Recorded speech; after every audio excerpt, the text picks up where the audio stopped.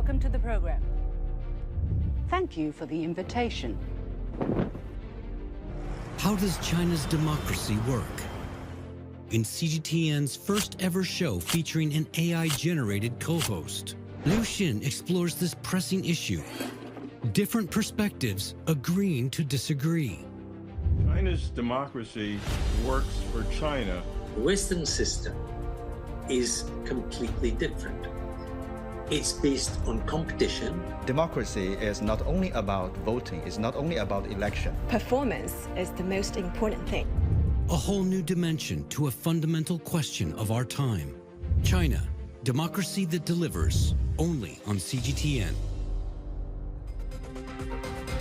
You can't eat democracy.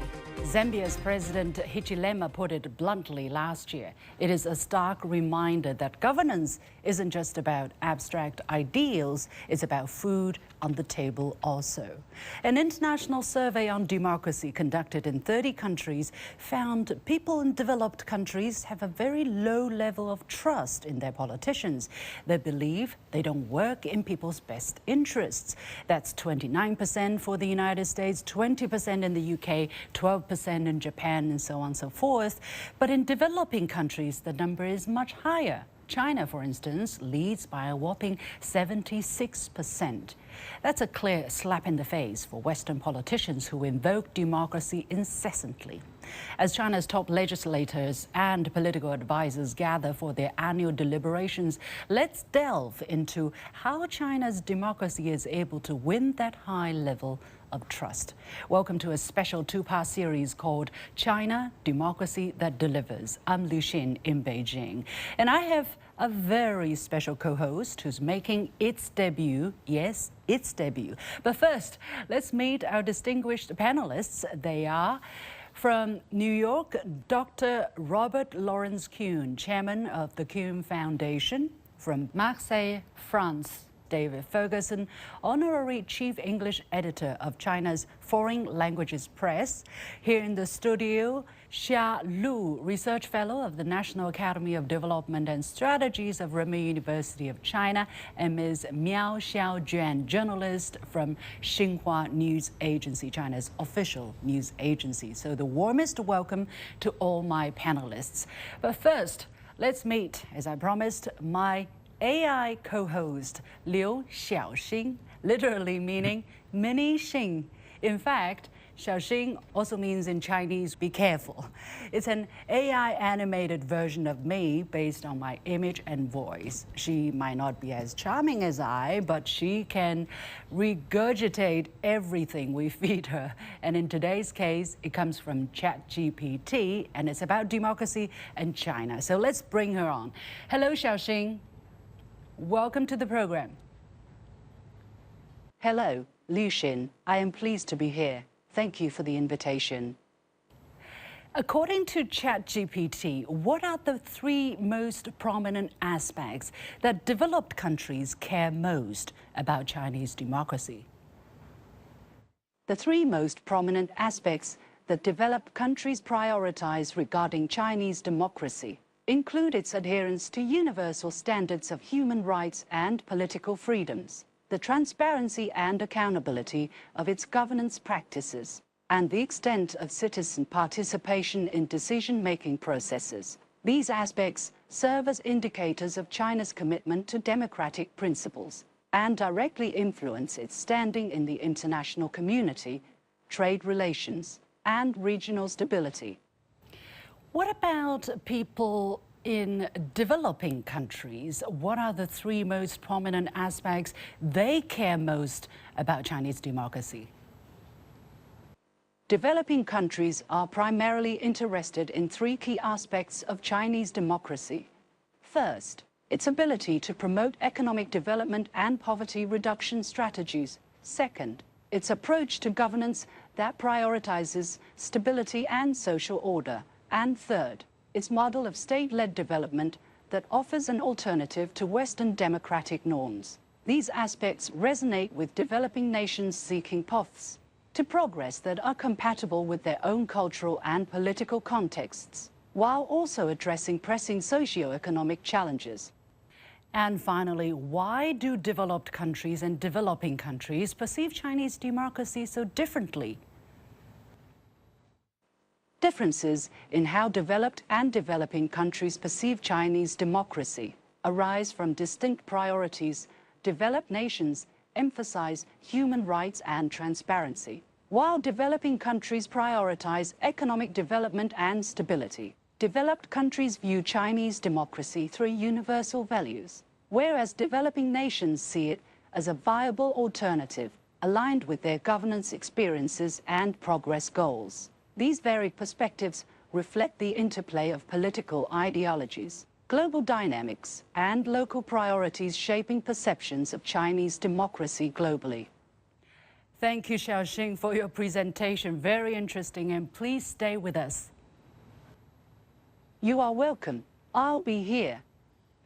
All right, let's bring in our panelists, real people now. And let me go first to Dr. Kuhn there. Dr. Kuhn, is this the first time that you hear such a presentation? What do you think of the answers that we got from ChatGPT? Do they more or less reflect in the real world how people in developed countries and developing countries perceive Chinese democracy? I think in general it is correct. I would be hesitant to generalize too quickly. It's a complex story to understand properly. What I think is most interesting is to focus on China's democracy and to understand not only how it works, but how important it is. And I like to start with the big picture, which is, as President Xi Jinping puts it, the great rejuvenation of the Chinese nation. And the way that is described is by 6 aspirational adjectives. These are adjectives to define what the great rejuvenation of China would look like. And without going in detail, prosperous, strong. I'm going to skip the third, culturally advanced, harmonious, and beautiful. But the third I left out was democratic. So the third aspirational adjective that China uses, that President Xi uses to describe China, is democratic. And I think that alone would surprise some people in developing countries, that China puts that on such a high level, the highest possible level.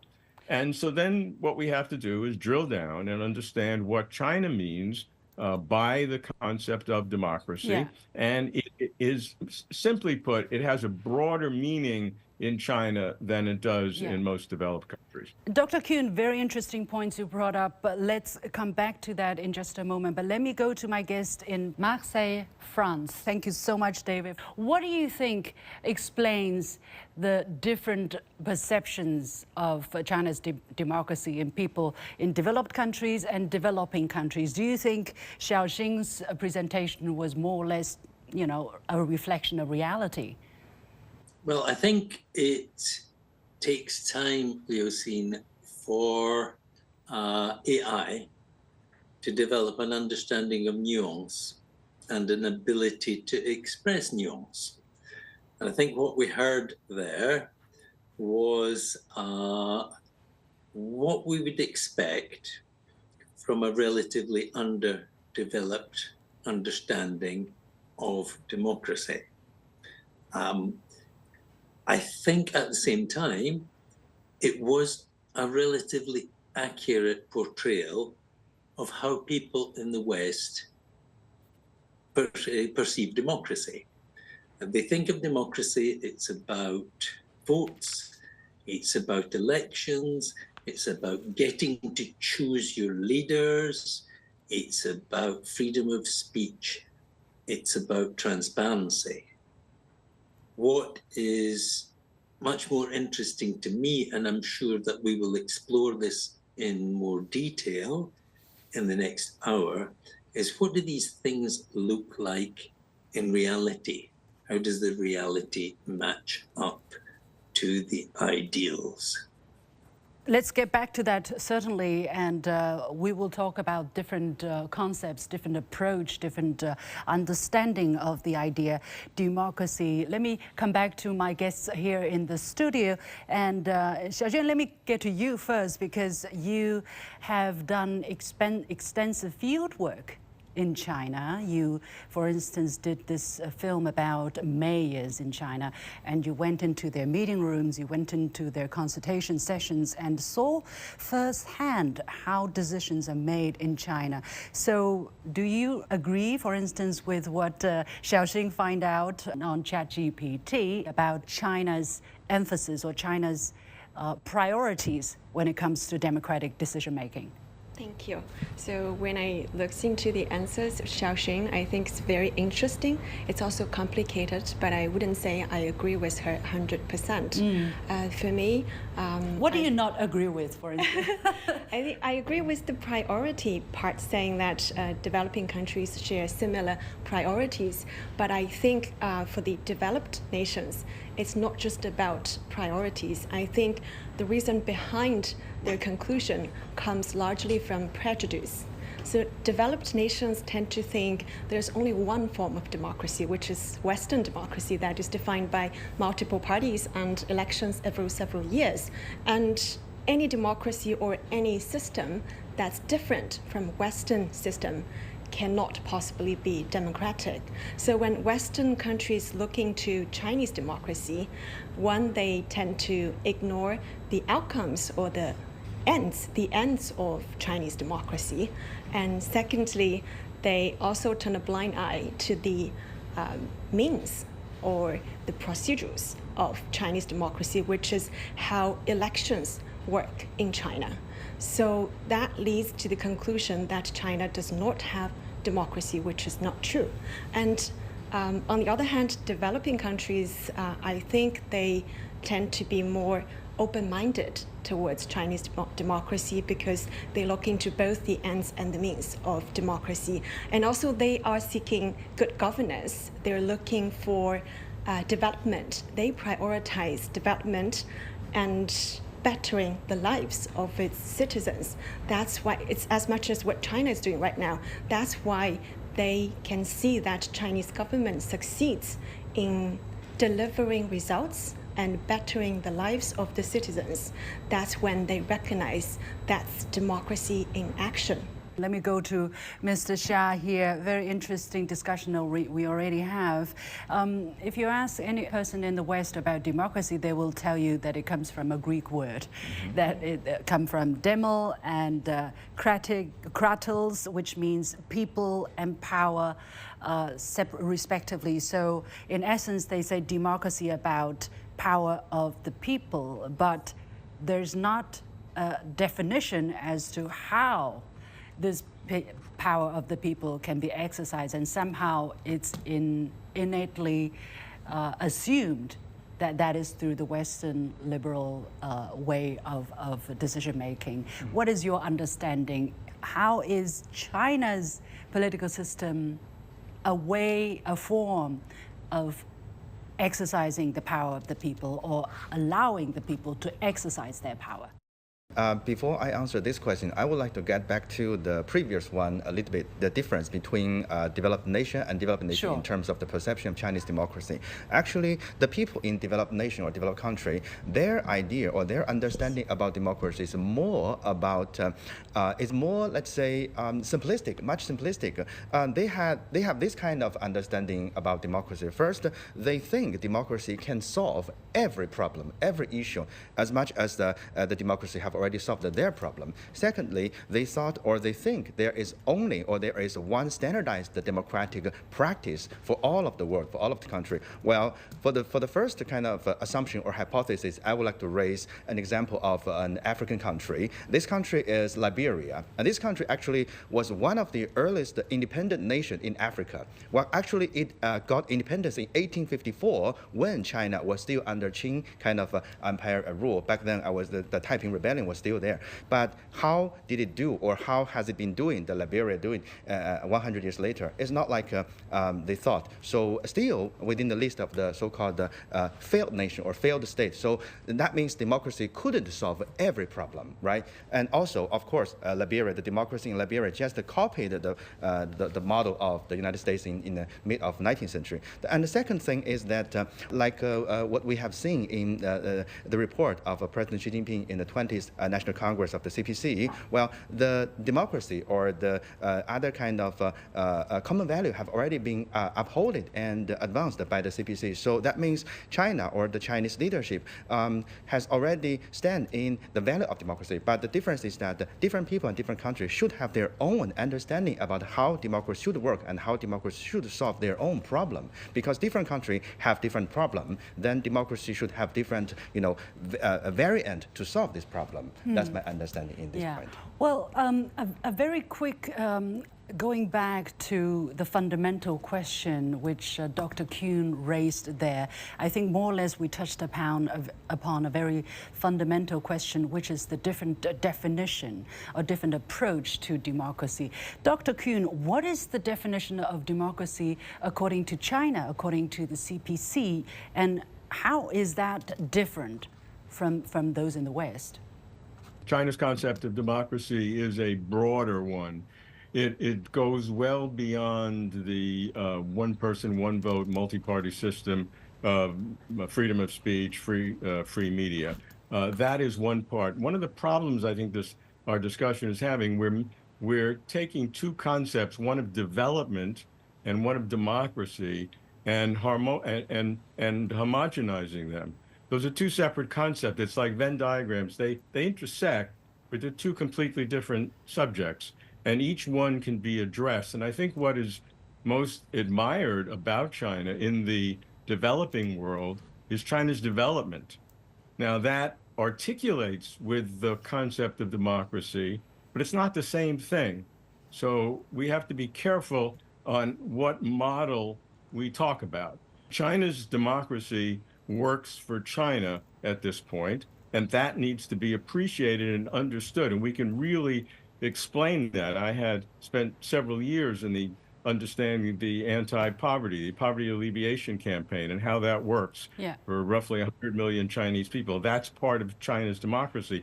But it's also, in Western sense, that would be China's development.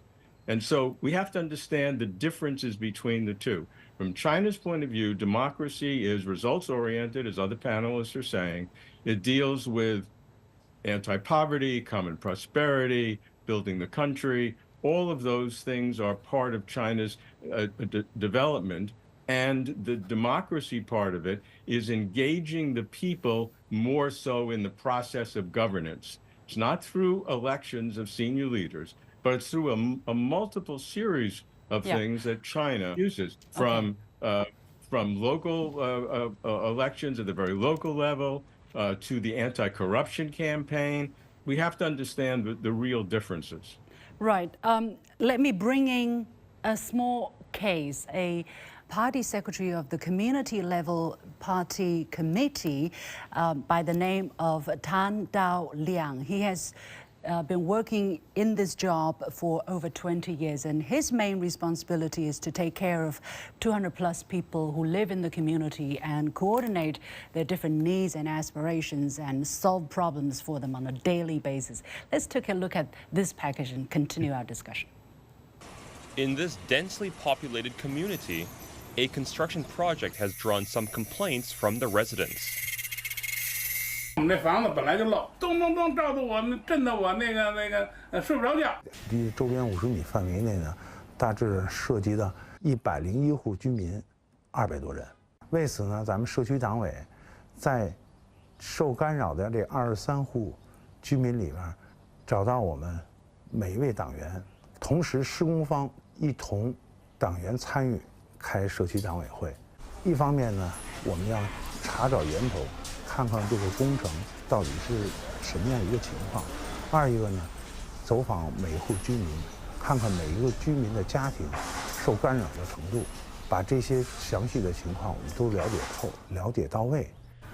Under Secretary Tan's leadership, the residents and the construction company understood each other better. They were more willing to think in each other's shoes and consider each other's needs. 绝对要让开夜间的施工。 离着非常近的居民住户，在他的窗户前面要建立隔音板，同时单加一套防护墙。后来我们跟书记说了，书记马上让那个工程的那个人员呢，给重新的给拆了，给加固。你看那现在弄得多好啊！这个20多年的工作啊，基本呢是和每一户居民都有了交集，居民的诉求都能够在咱们社区得到满意的解决。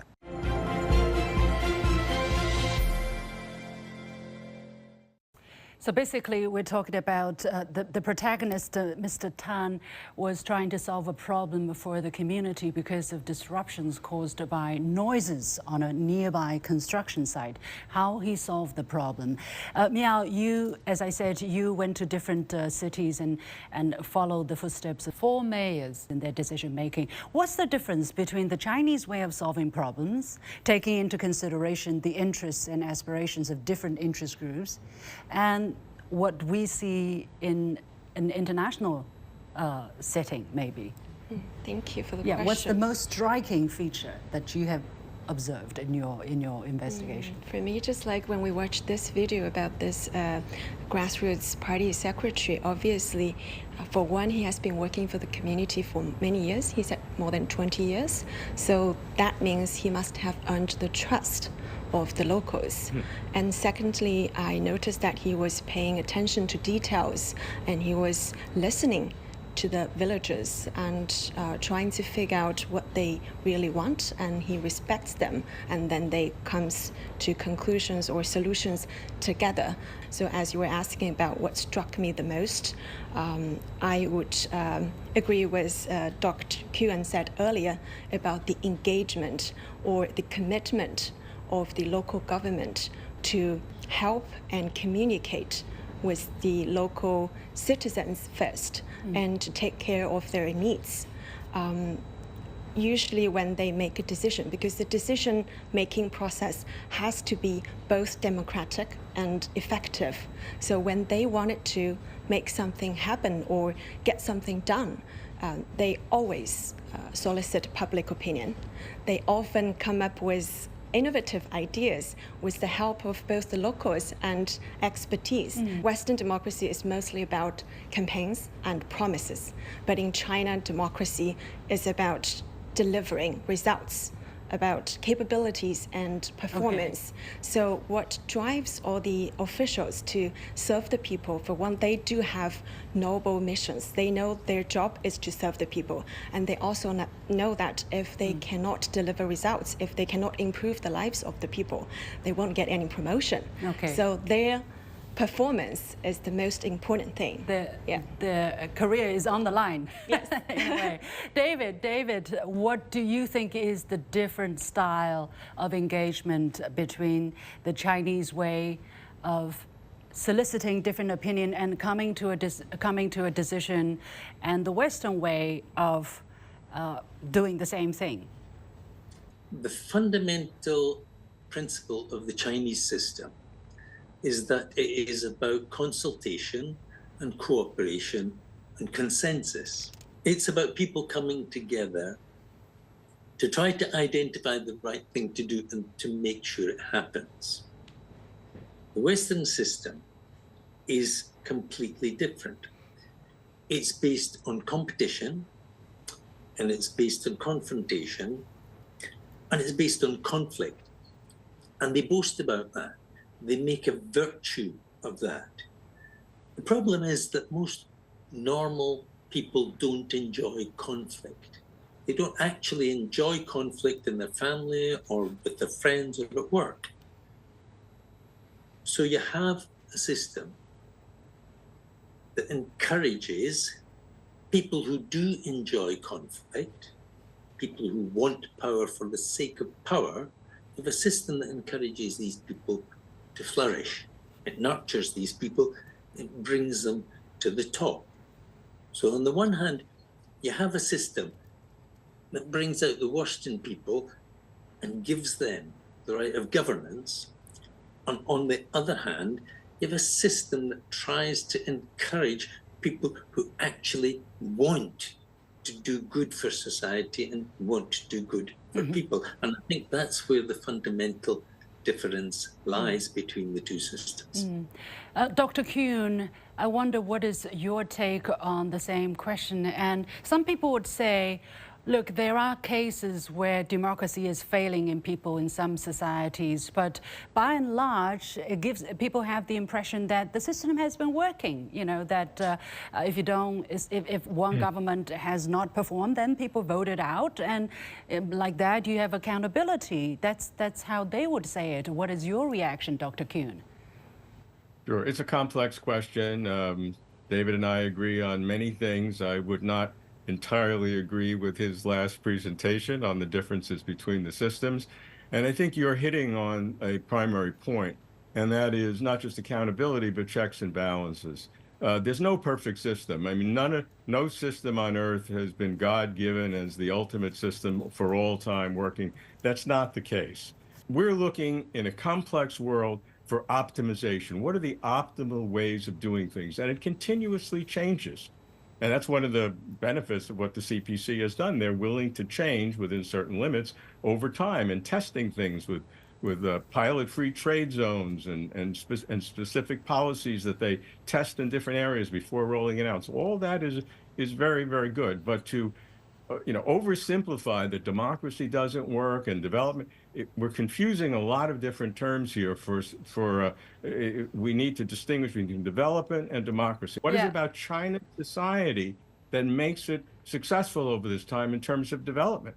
That's a deep question to understand, and it's many levels, and it's fascinating.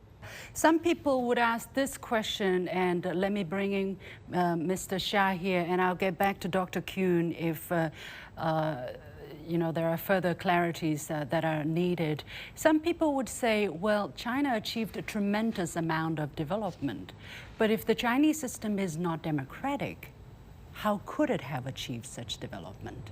Well, thanks for the question. In order to answer this question, I would like to bring two important books written by American scholars dealing with the function of democracy, or whether there are function of democracy. The first one is written by Professor Lily Cai, who used to be an MIT professor. Now she's moving to the Hong Kong UST, University of Technology and Science. And her dissertation, doctoral dissertation, became a book titled Accountability Without Democracy. And she studied the township and the village level Chinese official or Chinese cadres kind of accountability in dealing with the drainage, in dealing with the poverty, in dealing with those kind of the rural development thing. And her argument is that although there are no standardized democratic procedure in China's rural area, according to those Western scholars, there are accountability, because this accountability or the driving force of this rural level official to do this kind of thing, to solve all this kind of problem, is not from they would be voted out for next term. It's because they have their kind of commitment, or let's say devotion to the local development. This is not about democracy, or no, this is not about democratic procedure. So her argument, Professor Lily Cai's argument, is that although there is no so-called standardized Western democracy or democratic procedure, there are still accountability, and there are still this kind of function of this system. Well, on the other hand, Professor Francis Fukuyama, who is very famous, actually almost 30 years ago, he published a book called End of the History and The Last Event, something like that. He argued that, after the collapse of the Soviet Union and the former, communist region, there would be no challenging political system towards the liberal democratic system in the U.S. And he argued that, when all the countries in this world adopted and established those kind of liberal democratic system, there would be no history, because there would be no variant in humans' kind of civilization. Well, after 1 decade, when he also studied, Iraq and Afghanistan after this kind of 2 wars, he changed his argument. He changed his idea, since that he thought that the state building, state capacity is much more important, is much more significant than to just borrow or to copy other countries' standard, model to a kind of developing country. So the most important thing is not to change the form, but to solve the real problem. And in my opinion, just to get back to your question, China's political system, China's whole process, people's democracy, actually tackled this essence of China's problem in terms of development. And that is the pragmatic orientation. Right? Yeah, the pragmatism. Okay, you mentioned that.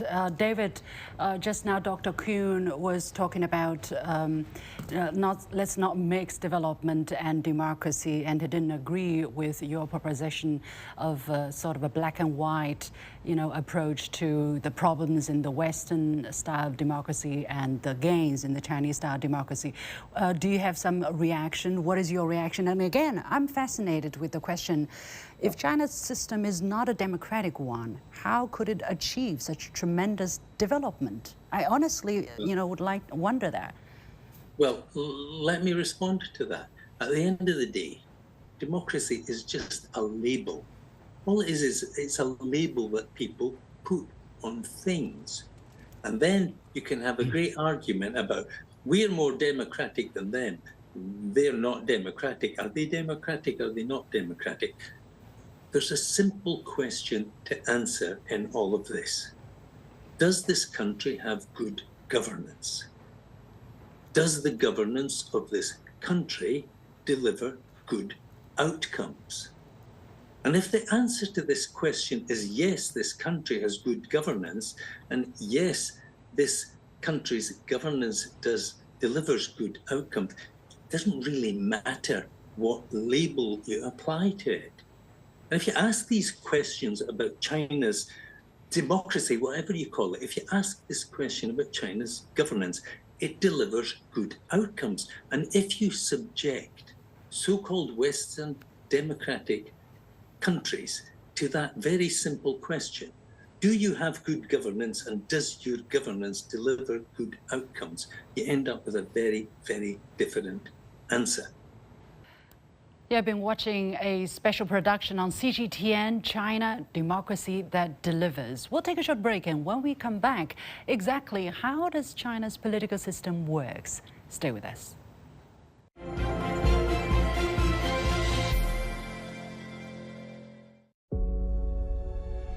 Facing the unknown is always difficult. In a world in turmoil, it's easy to lose orientation. But when the storms come, we have to see the possibilities, reinvent, find new opportunities, discover a path forward. CGTN, see the difference.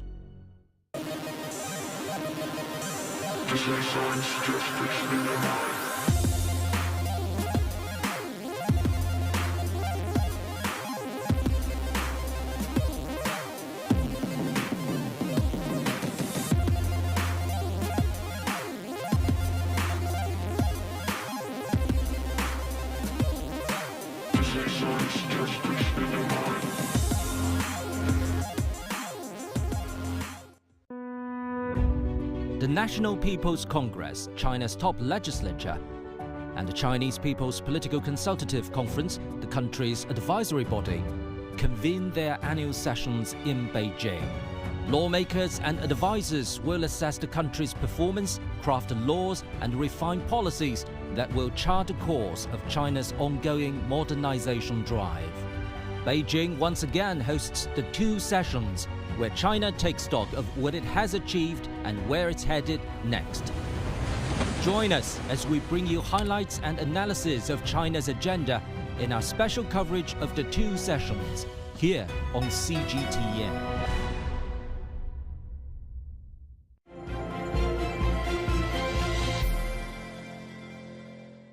China operates a system covering a population of more than 1.4 billion people with 56 different ethnic groups. What are the difficulties in its governance? And steeped in a continuous civilization spanning thousands of years, how does Chinese culture inform its modern political system? Welcome to part 2 of a special program on China, Democracy That Delivers. I would like to reintroduce our guests. They have been from New York, Dr. Robert Lawrence Kuhn, chairman of the Kuhn Foundation. Joining us from Marseille, France, David Ferguson, honorary chief English editor of China Foreign Languages Press. Here in the studio, Xia Lu, research fellow of the National Academy of Development and Strategies of Renmin University of China, and Miao Xiaojuan, journalist with China's official Xinhua News Agency. Once again, warm welcome to all of my guests. But first, let's take a look at a brief intro to the history and structure of China's political system. A persistent debate revolves around whether China is a democracy or not. Critics often lament the fact that key policies seem to be orchestrated behind closed doors by party elites. China's democracy actually features aspects that are representative and electoral. It's referred to as whole-process people's democracy or democracy with Chinese characteristics. However, to grasp the essence of democracy in China, it is imperative to delve into its historical roots and understand its rationale. Following the revolution of 1911, there were multiple attempts by China to adopt Western political systems such as parliamentary, multi-party or presidential systems, all of which failed. On October 1st, 1949, the People's Republic of China was founded, marking the transformation from a millennia-long feudal autocracy to a people's democracy. For the first time in history, the Chinese people became masters of the country. In 1954, the first constitution of New China was adopted at the first National People's Congress, or NPC. The People's Congress system was established. How does it work?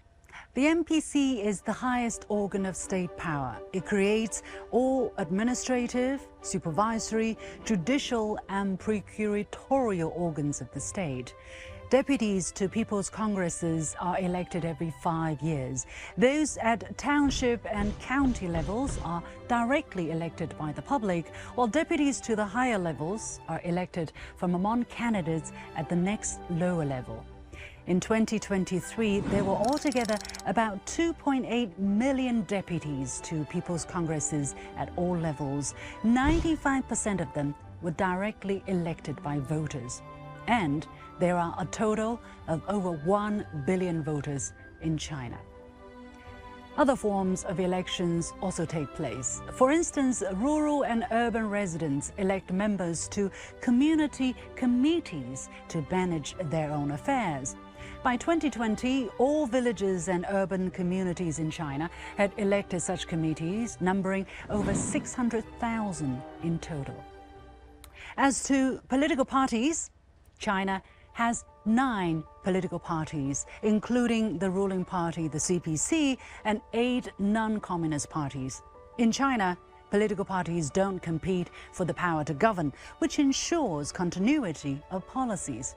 The 8 non-communist parties work together with and under the leadership of the CPC in order to create synergy in exercising state power.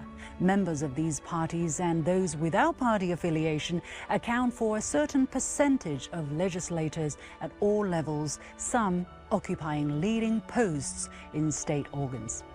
Every year, thousands of top legislators and political advisors meet in Beijing to submit motions and proposals on how to improve governance.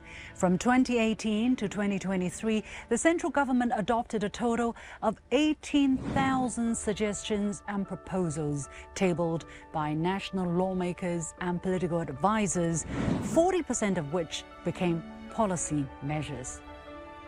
In a nutshell, China's democracy is born out of its traditional wisdom and tested by time. It is the choice of the Chinese people. It may be new for some, but has worked wonders for China and continues to deliver.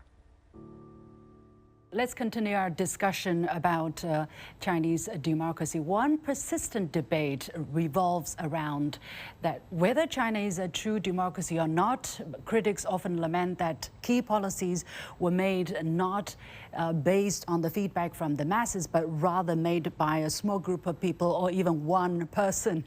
Xiaojuan, let me come back to you. What exactly is the Chinese decision-making process seen from the mayor level, and is that representative of the whole chain of decision-making process in China, meaning from the grassroots to the very top? Yes, I think like at different levels, they might be slightly different in terms of details, but the philosophy or the structure behind it is very consistent. So speaking from the mayor's level, which is what I have observed with my own eyes. I think probably I can give a few examples to explain how decisions are made for the local governments and for different cities. For example, in Zhangzhou City, Fujian province in southern China, they have lots of tulou, or the traditional earthen buildings. The government wants to revitalize or restore those buildings to protect the cultural heritages and also to improve the local economies. There were lots of disagreements. The residents living in those buildings, they had lots of opinions, they were against it, and they have concerns. So what the government did was to request a representative from each household. And for about 100 days, more than 3 months, they sit together and they work out a plan. They find a consensus that everyone agrees, or the majority would agree. And then they also invite the best experts in the industry to help design and to make a long-term plan. And they didn't go for a full implementation at the beginning. They tried for in a smaller area to have some pilot projects. Mm-hmm. And when the other residents see that, oh, these smaller projects are working, so they like to follow. And now it's a massive success. And I think that decision-making process is both democratic and effective. And it not only helped preserve the cultural heritages, but also boosted rural tourism and increased the incomes of the villagers. And the other decision-making process example, I think it has to come from within the government. Yeah. When you sit by and watch how they have meetings, one thing that impressed me the most was how they always have the highest level official. In our case, is the mayor.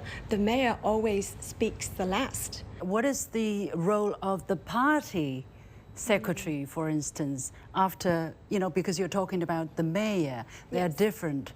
How does the consultation results of the administrative branch is approved or disapproved by the party secretary? How does that work?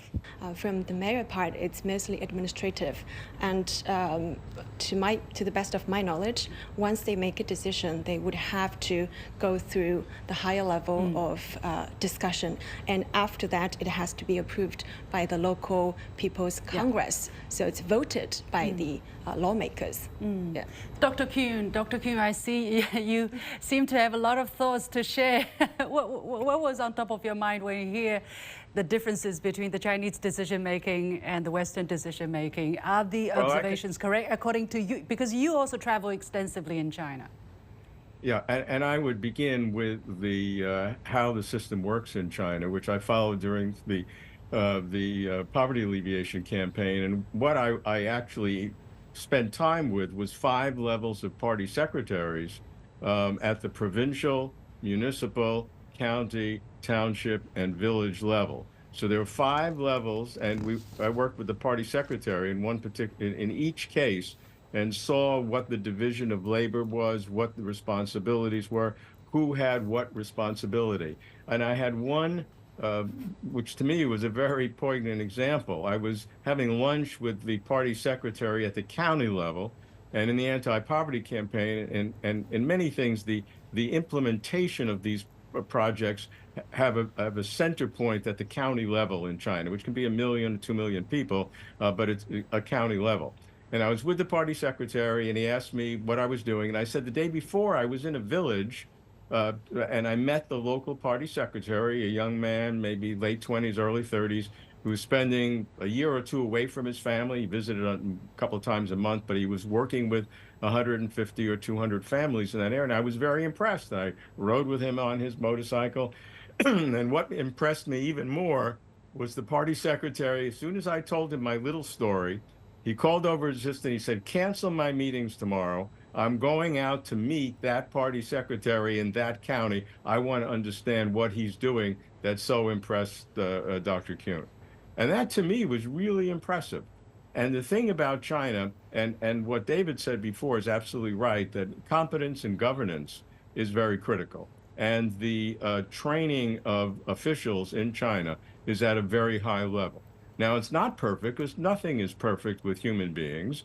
And the issue that China deals with the benefits of top-down leadership, and they're very clear what those are.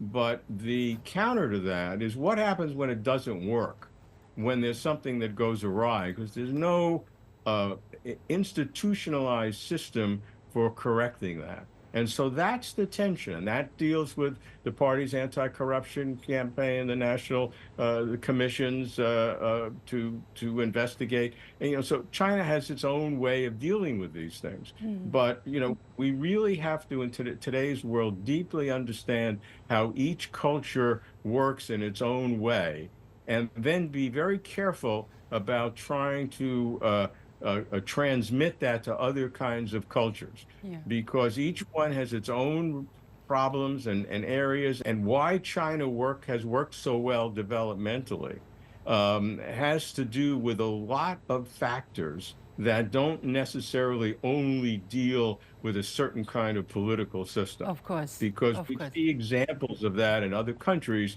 which have not worked at all. Yeah. David, let me go to you here. And it's, again, another fascinating question for me, because you have been working on President Xi Jinping's thoughts on governance. You basically you read through and edited the English versions of all of his major speeches, presentations, or you had a thorough scanning and understanding of President Xi's thoughts. And one thing that struck a lot of people is that he quotes extensively from traditional Chinese literature, from traditional Chinese texts.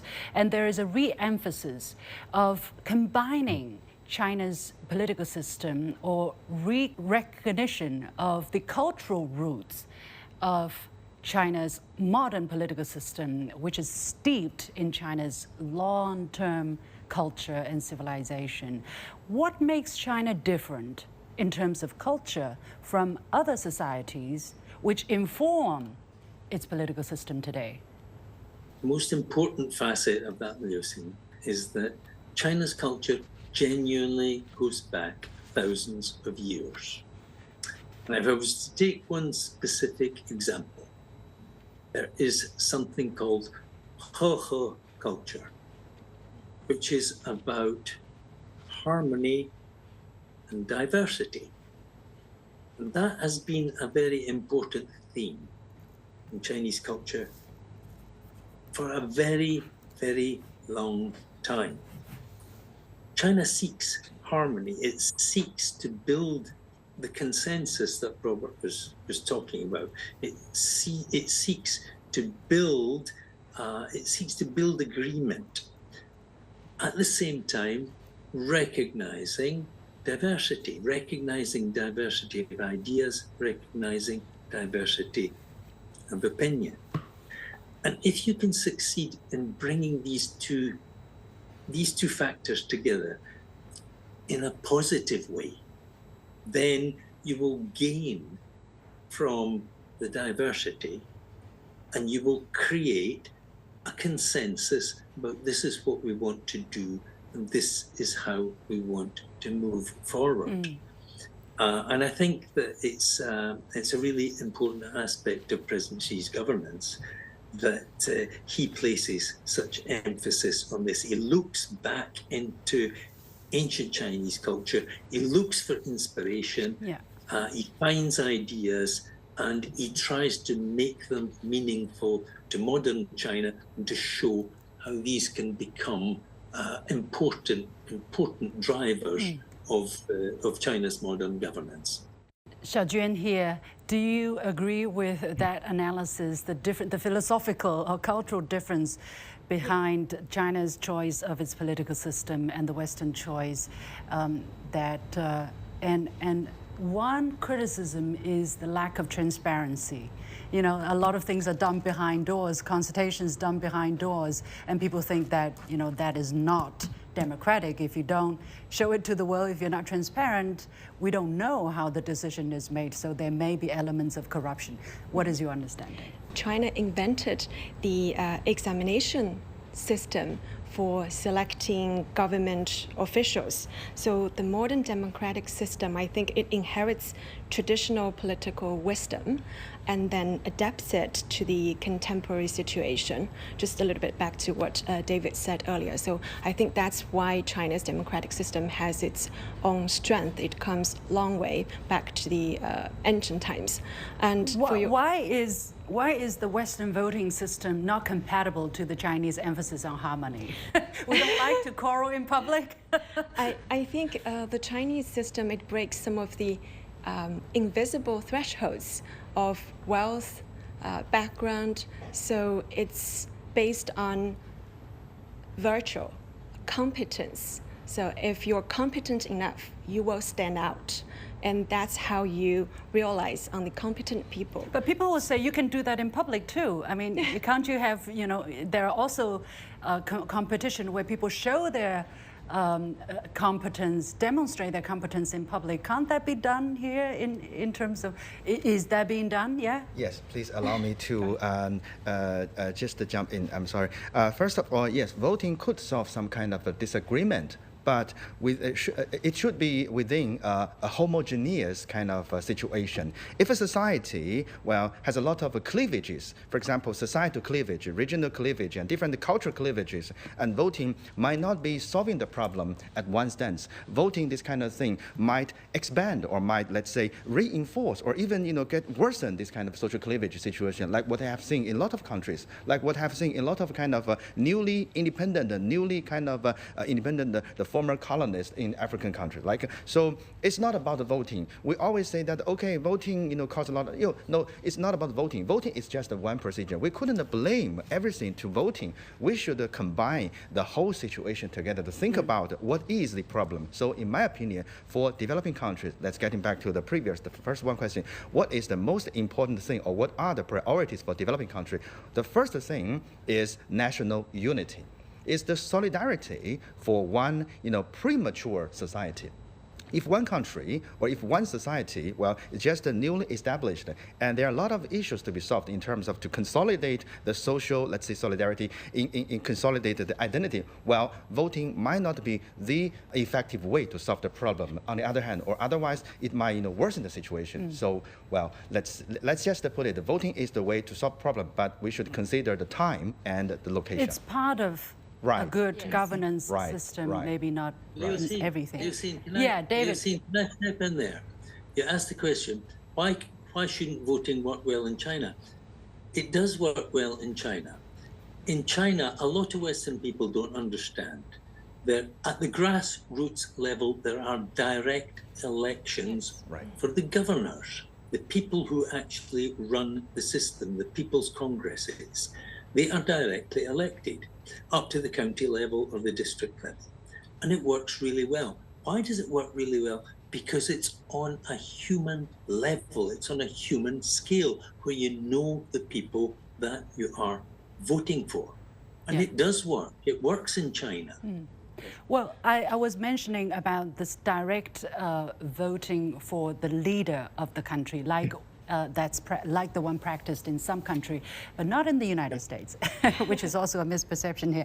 I'm running out of time, but we have one last segment where I would ask you and ask Xiaoxing to come out again to address questions raised to us by people from the internet. And the first one actually is very much related to what we just talked about. If the Chinese system is so effective, why does it only work in China, and why do other developing nations not adopt it? Who would like to take up that question? I would like to question the fundamental logic of this question. Why would other countries adopt China's political system? Why would other countries adopt China's model of political system in solving China's problem? Well, different countries should pursue their own, let's say, forms of political system to solve their own problem, right? So, the fundament or the fundamental, the logic of this question, maybe we should rethink about the fundamental. Maybe we have already been, let's say, influenced influenced by typical or standardized understanding about if that country is doing well, we should learn from that country. If that country is doing good, we should copy that country's kind of a model of the political system. We should learn the experience. We should learn the good kind of lessons. Emulate. But we shouldn't just simply copy that country's political system. So yeah. Finally, I put the last question to Xiaoxing. Let's not forget her. Basically, I put the last question to ChatGPT and asked Xiaoxing now to appear again and present the answers to us. So, Xiaoxing, time to wake up. Welcome back. Yuxin, I'm still here. I almost fell asleep. But tell me, what's the question from the overseas user?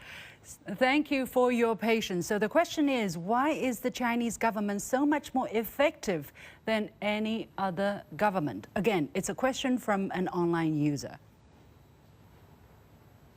The effectiveness of the Chinese government compared to others stems from several factors. One key element is its ability to implement long-term plans and policies efficiently, often leveraging its centralized decision-making structure. Additionally, China's emphasis on pragmatism and adaptability allows it to respond swiftly to changing circumstances, fostering stability and growth. Moreover, the government's focus on development and improving living standards has garnered support from its populace, contributing to its effectiveness in delivering tangible results overall. The combination of strategic planning, adaptability, and a focus on development has played a crucial role in making the Chinese government more effective than others in certain contexts. Thank you very much, Xiaoxing. That's all for today for you. You are welcome. Goodbye. Okay, finally, a quick show of hands. What do you think? What do my four guests think of the answer? Is it by and large okay? Yeah, I see people nodding by and large. All right, so Xiaoxing is... its debut has been successful on, I can say. Thank you so much. It's been such an interesting discussion. Many thanks once again to all my guests. Dr. Robert Lawrence Kuhn joining us from New York, chairman of the Kuhn Foundation. David Ferguson joining us from Marseille, France, who is honorary chief English editor of China's Foreign Languages Press. Xia Lu, research fellow of the National Academy of Development and Strategies from Renmin University of China, and Miao Xiaojuan, journalist from China's official Xinhua News Agency. Thank you very much. That's it for this special program, China, Democracy That Delivers.